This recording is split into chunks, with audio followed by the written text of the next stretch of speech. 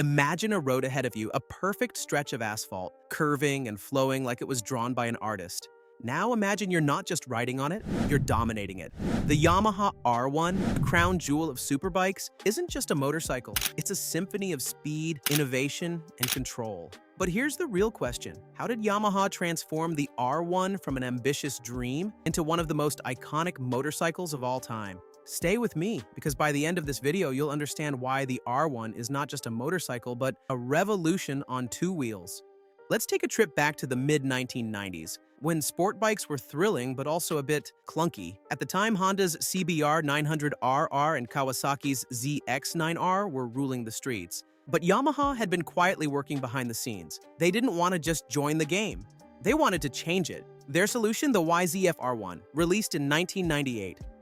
Now, this wasn't just another sport bike, it was a game changer. Why? Because Yamaha's engineers thought outside the box. Literally, they introduced a revolutionary stacked gearbox design that allowed the engine to be smaller and more compact, which made the bike lighter, shorter, and easier to handle. At just 385 pounds and producing 150 horsepower, the R1 wasn't just a bike, it was a weapon. Riders who swung their leg over it for the first time felt something new, speed and agility that felt intuitive, almost telepathic. Can you imagine? 1998 rolls around, you show up to a track day and someone pulls out an R1.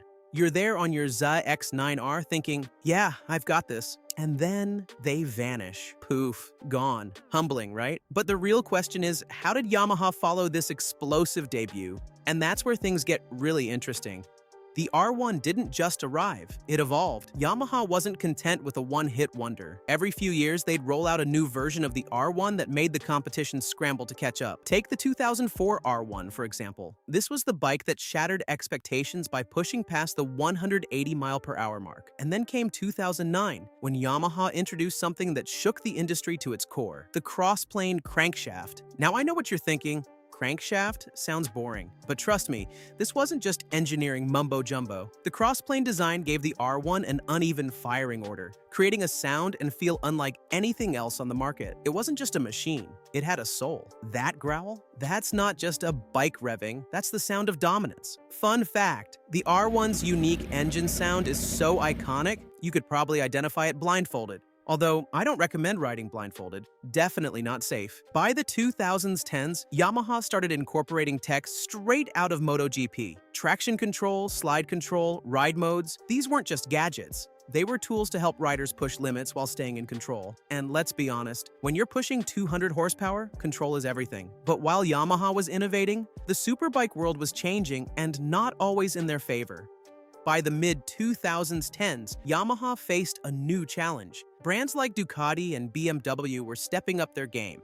The Panigale i4, the S1000RR, these bikes weren't just fast, they were technological marvels. And let's not forget the elephant in the room, emissions regulations. Sport bikes were starting to feel the heat, literally and figuratively. Governments were tightening restrictions, and the market began to shift toward adventure bikes, naked bikes, and even electric motorcycles. But here's the thing about the R1. It's not just about numbers or trends, it's about emotion. Riders who choose an R1 aren't just buying a motorcycle, they're buying a legacy. From track days to Sunday rides to epic road trips, the R1 inspires loyalty in a way few bikes can. Even now, Yamaha continues to innovate. The 2023 R1 features cutting-edge electronics, aerodynamics, and design that remind us the legend isn't fading, it's evolving. But the big question remains, what's next? Will Yamaha go electric? Will the R1 get hybrid power? Or will they surprise us with something completely revolutionary? The future is uncertain, but if history is any indicator, Yamaha isn't done shocking us yet. So, what have we learned? The Yamaha R1 isn't just a motorcycle, it's a movement. From its groundbreaking debut in 1998 to its dominance in the modern era, the R1 has proven one thing. Greatness isn't given, it's earned. And here's the real takeaway, the R1's story isn't over. If you've loved exploring the rise of this legend, I've got another story you don't want to miss. Head over to my next video, Why KTM is Failing, where we'll break down what's happening to another iconic brand. Click the end screen now, and I'll meet you there.